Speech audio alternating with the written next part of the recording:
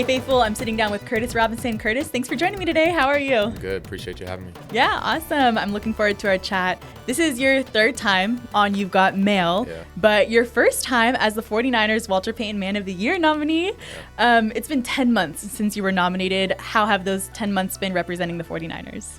It's been amazing. I've spoken on it before. I really do love representing this organization, not only for myself, but for my mom specifically. She's from here and grew up a diehard Niners fan. So for me to be able to represent the organization in general is a blessing, but to have that title and that honor is even more of a blessing. So I don't take it for granted at all. Yeah, I know since you've become Walter Payton Man of the Year nominee for the 49ers, you focused a lot of your efforts on Mobilize Love, which for those who don't know, Mobilize Love is basically this organization that puts resources on trucks and goes out into the Bay Area, into the underserved communities, and helps out the Bay Area. So can you tell me about your relationship with Mobilize Love and how it all started? Yeah, it all started my rookie year here. Christian, who runs it, he was really close with Flan and Aziz, who were here, obviously, and those were like my two best friends, and they kind of introduced me to him just through, I think it was the Hope for the Holidays event. That was my first time meeting him, and it kind of just, that relationship grew over years because we do a lot of work with him throughout the year, whether it's the Community Tuesdays or just kind of stuff that he does with the organization. And yeah, I think my mission that I had focused on was really just bridging the gap as far as equal opportunity is concerned in the Bay Area. And he's someone that I know that does that, like you said, with all of his work, mostly in the East Bay and in the city. And so it kind of just made perfect sense to be able to collab with him when the opportunity came up. Yeah, and that relationship brought life to the Curtis Robinson barbershop truck. Yeah. Tell me about how that came to life. So like I said, I already knew that they had the truck set up. So he kind of lobbed me with that, with already having that set up. But for me, I had focused most of my attention on education in the past year. And for this year, I was kind of just thinking about like, okay, we've done a lot of work with a lot of the bare necessities, right? And they handle that, whether it's food, water, shelter, showers, stuff like that. And so I just kind of was trying to brainstorm with the community relations team to figure out what kind of things get overlooked for low-income households and for kids who may have 2 or 3 siblings and have to worry about school and school supplies and all that type of stuff. Something like haircuts and school clothes are things that may get overlooked, and you may have to go do hand-me-downs. And again, you're not necessarily prioritizing a haircut over certain bare necessities. And so for me, I thought it could be a really cool opportunity to get kids the haircuts that they need, and to be able to have them be out there with confidence, at whether it be at sports, socially, in school, but then also from a personal standpoint. Like I know we take so much pride in getting our hair cut before games and stuff, and making sure that we look our cleanest for whether it's the red carpet here or just when we're on the road. And how confident that makes me feel as an individual with the haircut. So I just want to be able to share that with kids who may not have the opportunity to do that. That is so, so cool. Yeah. And like a very intentional gift that you're giving to the community. So I'm excited to see the truck move around the Bay Area. That'll be fun to see it in action. Now, your leadership didn't start here with the 49ers as the Walter Payton Man of the Year nominee. It's definitely a part of who you are. I stumbled upon a video of you at Stanford. And in that video, you talked about the importance of leadership. You said on the field, in the classroom, in the community. Where did you learn that from? Like, who instilled those leadership qualities in you? Is there anyone you looked up to throughout your life? I mean, growing up, obviously my parents, they both served very different roles for me. But they both were just excellent leaders, whether it was within their profession or within the home. So I saw that from a young age. But even playing football and organized sports, I was very fortunate to go to a school like Mater Dei for high school, to where I was around the best of the best from the first day. So I really saw firsthand what it was like to be not only an elite athlete, but an elite person and an elite leader. And even from a coaching standpoint, Bruce Rollinson, he instilled, him and Leo Bose instilled a lot of really, really important things within me, I think, at a young age, things that still stick with me to this day.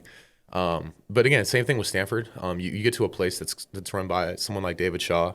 He's not somebody that's going to let little things slip through the cracks. And I think that at the young, immature age of 18, I may have thought I was more mature than I was. And he definitely took me under his wing and just taught me what it really meant to be a leader. And again, I also had guys around me within that program that kind of just showed me the way. So it's kind of just absorbing those things throughout the years and then finding a way to make it work with my personality. But yeah.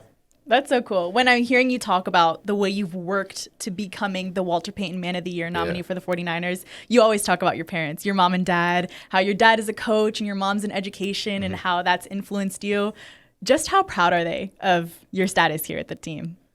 I would hope they're pretty proud. I mean, my mom, they always tell me how proud they are. And it means a lot to me. I think, I feel like as their child, I'm a representation of the upbringing that they gave me. So I try to represent them the best way that I can, whether I'm on the 49ers or just, being Curtis out in the world. It means a lot to me to be able to represent my family in a positive way. When they hear the name Robinson, I want them to think highly of our family. And so if whenever I have the opportunity to represent my family, I do what I can to do it in a positive way. But yeah, I think they're pretty proud. Yeah, that is so cool. So we've got the barber truck. Yeah. You've done hospital visits time after time. You're in the classroom with the kids. Where do you want to take this? Where do you see the future of your work going? To be honest, I'm kind of just being where my feet are right now. Yeah. I'm really enjoying having an impact on the Bay Area. I've been fortunate to be out here for almost 10 years now, and I really feel like I've rooted myself within this area, and I really just want to continue to have an impact, not only the people that I've already built relationships with, but I want to continue building relationships with people out here, whether it's South Bay, East Bay, in the city, because I think it's a much more tight-knit community than I was aware of when I first got out here. And I think that I want to continue on, obviously, with my education stuff. We're working with a group called Drive for Change that I'm really excited to continue to collaborate with. It's an amazing group based out of Oakland. They collaborate with the Eli Omade School out there. It's a great group of kids run by a great mentor. His name's Howard Oliver. He's a wonderful person. We'll have more stuff with him coming up very soon. But yeah, like I said, I really want to be where my feet are and enjoy this moment. I think not everyone has the opportunity to, one, experience somewhere like the Bay, but two, to be able to be immersed in the community aspect like I have been. It's something that I'm really just trying to enjoy. I love it. You've been doing such great work as our Walter Payton Man of the Year nominee, and everything you're doing is very impactful for the community. But I want to take it back even further. Last time you were on the podcast, we showed that fun photo of you when it was trending of you in elementary school. Yeah. But right next to that photo was an awesome quote from yourself. You said, "In 10 years from now, I will be graduating Stanford University with a history degree."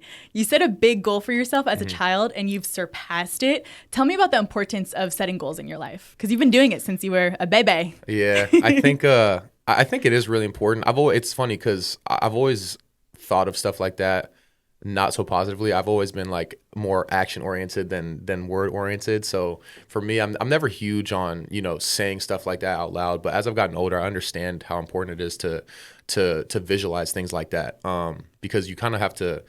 You have to be able to visualize and dream for things like that to be able to attain those, in my opinion, as I've learned with my experience. But setting goals is just something that allows you to have a benchmark. I think if you don't have a goal or a path that you're trying to strive to get to, it's kind of hard to find direction. And I think that that's something that a lot of people struggle with, is really finding direction. So for me, that's, as I've gotten older, I've really tried to become more goal oriented. And I think that's helped me follow a more narrow path as far as progressing in my life. How do you think elementary school Curtis would react to seeing NFL Walter Payton Man of the Year Curtis? That's a good question. I think he'd be pretty surprised. I didn't think that I would make it this far. Honestly, obviously, I wish I would have at that age, but I think he would be pretty impressed that I'm still doing this football thing, for sure. I see. Is there a secret to setting goals and meeting them? I think it depends. I think everyone's different. Some people like to shoot really big, and then even if you don't get to the main goal, you still progress so far that you've achieved so much on that journey that you can hang your hat on what you've achieved. For me, I think it's important to set small benchmarks. That's how I just approach it, honestly. I think sometimes you can get too carried away with trying to reach a huge main goal that you kind of ignore all the little steps that you would have to take and all the accomplishments that you would be able to accomplish on the way to that. So for me, I think kind of setting a main goal, but then also having benchmarks within that path, I think is a really good way to do it, because you can kind of reset at each benchmark and understand that I'm still making progress, even though I may not be where I want to be or have gotten to where I want to go. But yeah, I think that's the main thing that I think about when I set goals. I love it. I mean, it's the secret sauce. Now, Curtis, you talked a little bit about playing high school football at Mater Dei, and I believe you played with the St. Brown family, right? Like Amon-Ra and Osiris and all of them. Mm-hmm. What was that like, being so close with the St. Brown family? It was awesome. That is a unique family to say the least. I think the world is a unique family to say the least. I think the world gets to see it now with Amon-Ra and Equinemius's podcast. But those are my guys, man. I think the world of that family. John Brown and Miriam have always been great to my parents, and I have a really good relationship with all the brothers. So it's cool to see, Amon-Ra and Equinemius continuing to have their success, and I still have a really good relationship with Osiris. But yeah, John Brown is one of the coolest and funniest people I've ever met in my life, honestly. Yeah, it's so cool to see their family dynamic. I wish more people could meet him in person because he's actually so great, and so many people just see the quotes that get put out, but he's awesome. He's the best. I love that to hear it. Yeah, it's so cool. And Osiris was your teammate at Stanford. Yeah. I believe that you and Christian also played at Stanford around the same time. If I got it right, he was a junior while you were a freshman? Yeah, so Christian's last season was my freshman season. Okay. So the year that he declared for the draft was my first year at Stanford. Do you have any fun memories with him at Stanford? We didn't interact much because, like I said, it was really only just for that season. Yeah. But I'll never forget my first month there. We had our summer workouts, which anyone who's gone to Stanford knows that other than winter workouts, that's the hardest time of the year. And he used to just destroy everyone in those workouts. Like I can't even describe how far ahead of everyone he would be during those runs. He wouldn't look tired. He would just be moving like a robot, and then it would just make you feel so bad because you're just like, wow, I came in thinking I was in great shape, and he's over here just dogging everybody. And even our strength coach at the time, Coach Turley, he had told us before we even got the chance to work out with him, he's like, you guys are going to see what it really means to play Stanford football. He said, other than Andrew Luck, he is one of the greatest athletes he's ever been around. And it still stands to this day. Yeah, and it shows. So it wasn't just hype. Even on an NFL practice field, Christian is still outshining. Yeah, he stands out. That's awesome. Well, your football career has led you to really cool opportunities. You worked with former Secretary of State Condoleezza Rice. You've been a credentialed photographer at a San Francisco Giants game. You're an avid golfer and philanthropist. Really cool stuff. We want you to have a very long and successful football career, but after all these really cool opportunities, what do you see yourself doing once you hang the cleats up? That's a great question. I've been trying to put more thought into that. I think once I actually got into the league, I really just kind of convinced myself to really put my head down and focus on football and get the most out of this experience because it is very short-lived for a lot of us. Eventually, I want to go back to school. I would love to get an MBA. That's really my main immediate goal once football's done. And I would hope that during that process of going back to business school that I could kind of hone in and figure out really what career path I would like to settle on. But I do know that I want golf to be in my future for sure. That's probably going to be more of like a philanthropic thing for me. Like I said, I don't know really what it looks like, but I know seeing my dad have that as his career growing up, I know for a fact that I want to be around that in my adult life for sure. So whatever way I can kind of finagle that to make that a part of my life, I will do for sure. That's so cool. Following a little bit in your dad's footsteps because he's a coach, right, for golf over at colleges. Yeah. That's really, really cool. Mm-hmm. Now, we're going to shift gears a little bit. We're going to New York this weekend to play the Giants, and I know your bestie is on that team, Flan, your locker mate, a faithful favorite over the years, Demetrius Flanagan-Fowles. Are you excited to meet up with him? I cannot wait to see Flan. I've been sending trash talk messages to him all week. This morning I sent him a really annoying voice memo.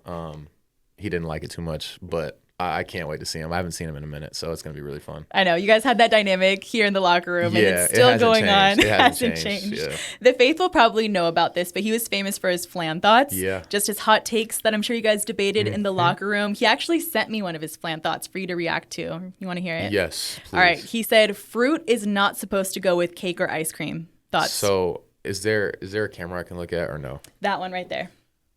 Flan, you need to grow up. And everyone that knows you on this team would agree with me. You need to stop separating fruit from your dessert. We go to restaurants. It's so bad. We go to restaurants and a chef will prepare this like beautiful dessert for us. And I'll never forget it. We were in Atlanta and we had an extra day. So we went out to dinner as linebackers and we ordered dessert and they brought it out. And the look on his face when there was fruit touching his cake. Was he disgusted? It was awful. I felt bad for the server and the chef because the chef like came out and presented it to us and was being so nice. Like, look how gorgeous this is. And Flan is just like picking the fruit off the cake. No. In front of Oh, man. Flan. Shout out to Flan. I love him, but he's a child and he knows that. All right. So in the spirit of these heated debates, we're going to play a little game of hot takes. Are you ready? Yes. All right. So here's a cup. Yeah. We've got a couple hot takes on them. All right. Read it and give us your reaction. Okay. What does it say? In-N-Out is the best fast food in California.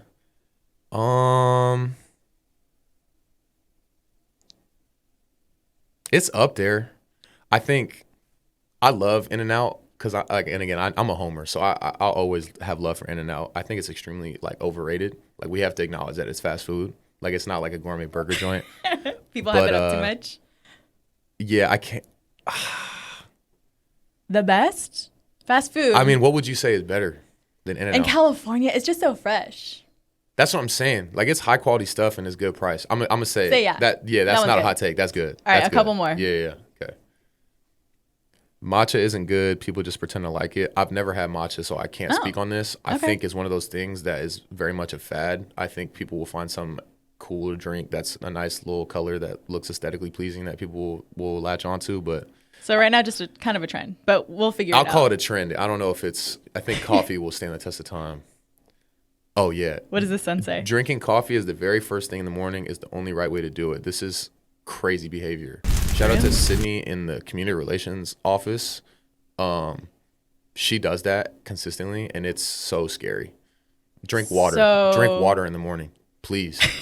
And if you're not going to do that, eat some food or something. Like coffee should not be the first thing that touches your stomach. So not the very first thing. You just need to have like a full stomach. Something. We should change that to water. Okay. For sure. Golf courses should have 19 holes and you throw out your worst hole.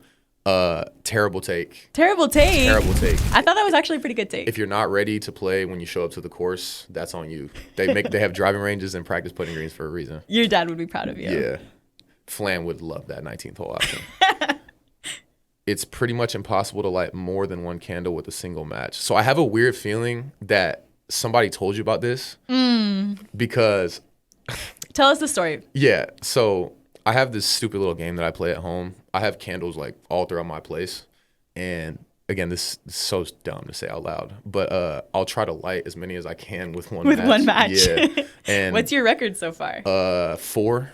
Okay. Which it doesn't sound impressive, but like based on the location of where they're at, I felt pretty good about it.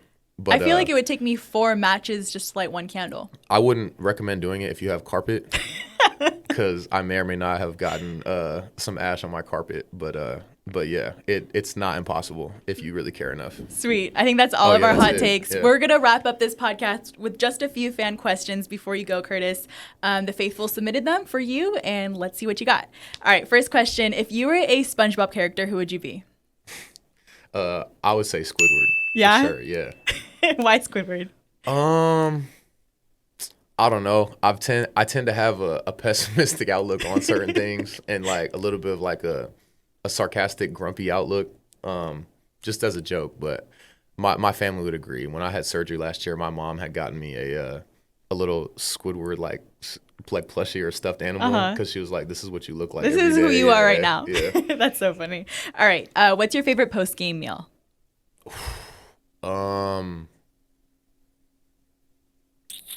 It's a good question. I would say probably chicken parm. It's basic, but that's your go-to, huh? I love chicken it. parm. Yeah, I can't. You even learned how get to make it, right? I did. I got right this off season. Yeah. Nice. All right, we need to try some of Curtis's chicken parm. All right, who was your favorite NFL team growing up? Because I know your mom was a huge Niners fan. This is gonna give me so much hate. No, I mean you didn't know. That you'd come to the Niners. I mean they can blame my dad for this. I was a Cowboys fan. Des Bryant was my favorite player growing up. So. Yeah, I won't speak too much on that Wow, a anymore, mom Niner fan and dad Cowboy fan. I don't know how that works. Oh, we used to talk trash to my mom too. Yeah. That's so funny. Now your mom, she's on your team now. Yep. That's so sweet. All right. What's the most important quality to have as a linebacker? I would say it's a tie between aggressiveness and instincts. Great answer. Yeah. I'm sure all the linebacker room would agree. Yeah. Last question from the faithful. What's your favorite movie to watch on a plane? We've had a lot of away games, so a lot of time to, watch movies on the plane. What's your favorite? Depends on the length of the flight. If we have a long flight, I would say The Irishman. If it's a short flight, I would say The Wood.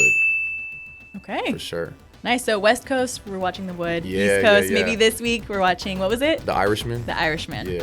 Lovely. All right, Curtis, that's all we got for you on today's podcast. Thank you so much for joining us today.